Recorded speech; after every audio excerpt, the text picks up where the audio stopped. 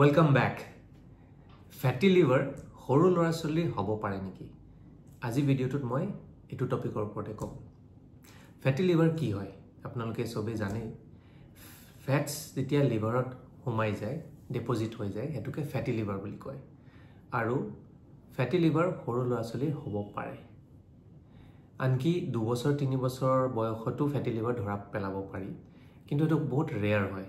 সাধাৰণতে 10 বছৰ মানৰ পৰা আমি ফেটি লিভাৰটো ধৰা পেলাব পাৰো সৰু ল'ৰা ছোৱালীবোৰ। ফেটি লিভাৰৰ বাবে ৰিস্ক ফেক্টৰছ কি হয়? সাধাৰণতে দেখা যায় যে সৰু ল'ৰা ছোৱালীবিলাক যদি তেখেতলোকৰ ওবেসিটি আছে, যোনটো শকত হয়, আপোনাৰ যদি টাইপ 2 ডায়াবেটিস আছে বা প্ৰি ডায়াবেটিস হয় তেতিয়া, বা যদি হাই কোলেষ্ট্ৰল বা ট্ৰাইগ্লিচাৰাইডছ যদি থাকে, বা তেখেতলোকৰ যদি ফ্যামিলি হিষ্ট্ৰি আছে ফেটি লিভাৰ ডিজিজৰ, বা তেনেকুৱা কিবা মেটাবলিক কণ্ডিশ্যনছৰ যদি ফ্যামিলি হিষ্ট্ৰি আছে, তেনেহলে তেনে বাচ্চাবিলাকৰ ফেটি লিভাৰ হোৱাৰ সম্ভাৱনাটো বেছি থাকে। ফেটি লিভাৰ হলে আমি কেনেকৈ গম পাম?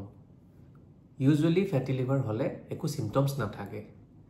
কেতিয়াবা আমি ৰুটিন কিবা টেষ্টৰ কাৰণে বেলেগ টেষ্ট কৰোতে ফেটি লিভাৰটো সাধাৰণতে ধৰা পৰে।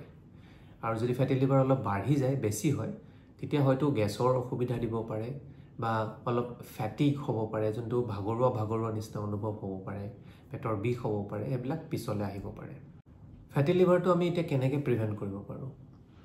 সৰু ল'ৰা ছোৱালীবিলাকৰ বাবে আমি ফেটি লিভাৰ প্ৰিভেন্ট কৰিবৰ বাবে তেখেতলোকক বেলেন্স ডায়েট আমি ৰিকমেণ্ড কৰিব লাগে।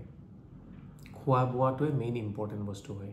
যদি বেলেন্স ডায়েট ফলো কৰে আৰু ডেইলি যদি ফিজিকেল এক্টিভিটি কৰে, ফিজিকেল এক্টিভিটি হয়তো এক্সাৰসাইজ হ'ব পাৰে, বা হয়তো স্পৰ্টছ হ'ব পাৰে, বা যিকোনো ঘৰৰ কাম কাজ, গাৰ্ডেনৰ কাম কাজ, এক্টিভলি এটলিষ্ট 60 মিনিটছ মান ফিজিকেল এক্টিভিটি ডেইলি থাকিব লাগে। আৰু যদি তেখেতলোকৰ ৰিস্ক ফেক্টৰছবিলাক আছে, যেনেকৈ মই ক'লোঁ ওবেসিটি, ডায়েবেটিছ, হাইপাৰলিপিডেমিয়াছ বা ফ্যামিলি হিষ্ট্ৰি যদি আছে, তেনেহ'লে ৰেগুলাৰ হেল্থ চেকআপবিলাক কৰাই থাকিব লাগে। আমি জানো যে ফেটি লিভাৰটো এটা চিৰিয়াছ প্ৰব্লেম, আৰু আজিকালি দিনে দিনে বাঢ়ি গৈছে। সকলোৰে ফেটি লিভাৰ সাধাৰণতে ওলায়।